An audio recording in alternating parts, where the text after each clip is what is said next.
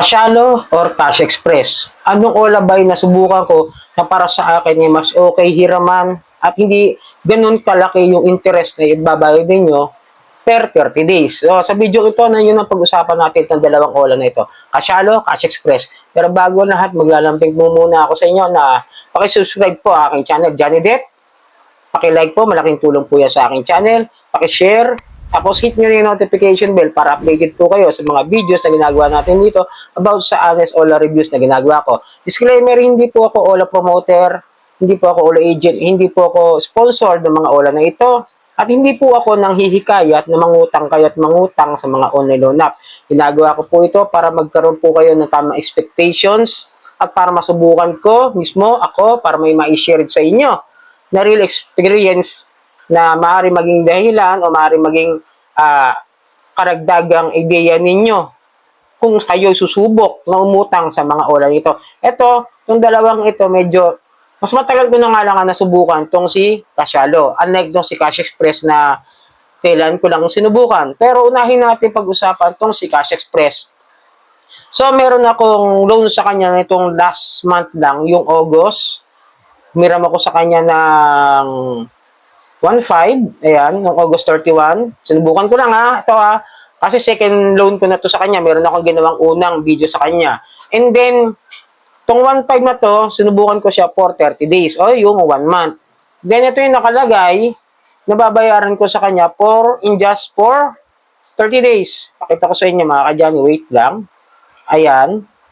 So, ito yung babayaran ko sa kanya kung sakasakaling dumating ako sa September 30. Yung hiram ko August 31. Tapos, September 30, yung aking due date.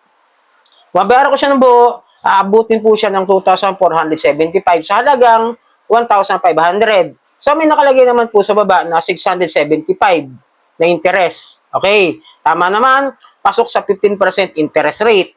But the problem, kasi nga, yung 15% dapat dito is 1,725 yung tamang 15% interest rate. But the problem is, nagulat ako bakit naging 2,475. Naalala ko, meron nga pala siyang 1.99% daily. So, it means gumagana siya everyday. Ganun ba yung sistema niya? Kasi kung i-compute ko po yung 1.99 daily at gawin ko siyang saradong 2% per day, papasok po siya sa 60% per month. Tapos, ginawa natin ng calculation siya. Ito, yung aking tinignan. Kaya nga, nagulat ako na 2,400, bali, ang aking utang mismo lamang, principal amount is 1,500 plus 60%, ayan po, yung lumabas. Pasok din doon sa 2,400 na sinasabi ni Cash Express. Naghang.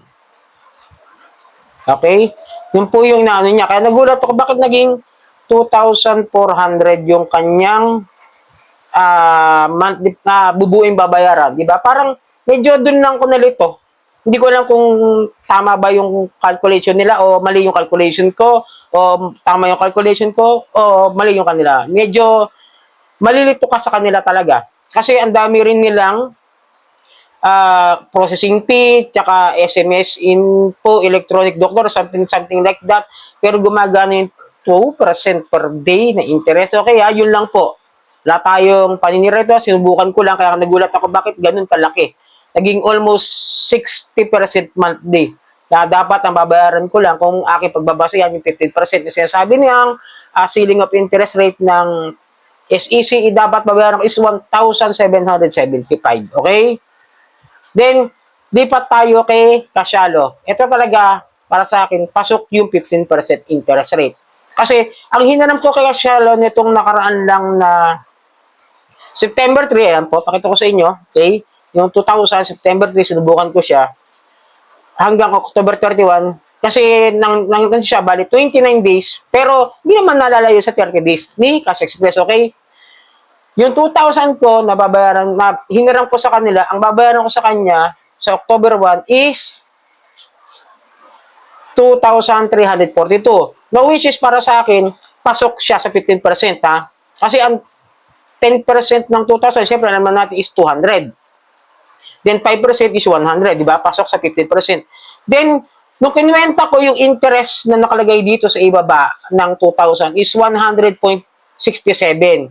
Na kung pagbabasihan ko sa interest yan, lumalabas na 6% lang po ang interest rate na pinataw nila. Okay? Sa halagang 2,000. Ito yan, papakita ko sa inyo, di ba? 2,000 plus 6%, o 2,120, pasok sa 118.6 na interest rate na sinasabi niya.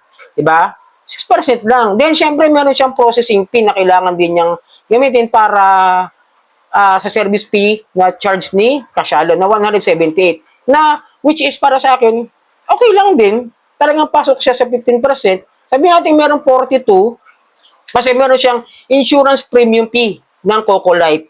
Kumbaga may insurance siya. Ewan ko para sa insurance, hindi ko binasa.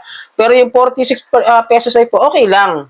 Hindi ganun kalaki. Unlike dito kay Cash Express na 60% lahat-lahat ng babayaran mo in just 30 days. Samantalang kay Casialo na 2,342 na pasok sa ceiling of interest rate na SEC. Okay? Walang halong ano. Hindi na kailangan lituhin yung tao dito kay Casialo eh. Basang-basa mo naman na. Napakalinaw naman, di ba?